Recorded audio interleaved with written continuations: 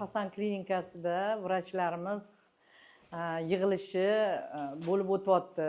Antibiotiklardan chiqib ketish yo'lini o'ylab, kasallarga nima qilsak hozirgi yosh bolalarni, kattalarni sog'lom turmush tarzida badlar bilan, shu haqiqiy tabiiy preparatlar bilan davolashni yo'lga kirgizmoqchi biz. Shuning uchun Dilzoda Maratovnani taklif qildik. Ilmiy ishlari asosida Maysara preparatini bizga prezentatsiya qilib beradilar. Maysara bo'yicha ilmiy ish qilganman, PhD va doktorlik dissertatsiyam Maysara bo'yicha. Bu asosiy bu lipidli almashinuviga ta'sirini o'rganganmiz aterosklerozda.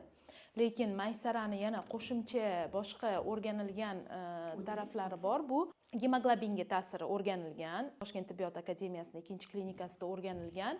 Ateroskleroz hosil qilishga olib kelmaydi. Biomaysa yoki maysarani tarkibida bu shunaqa xolesterin almashinuviga yaxshi ta'sir qiladigan.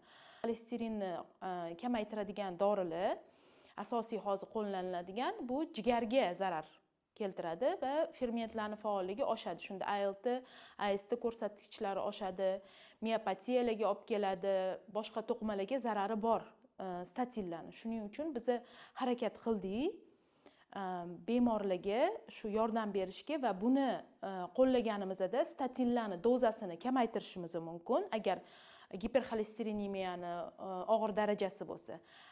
Agar yengil darajasi bo'lsa, faqat anaqa maysara bilan yordam berishimiz mumkin.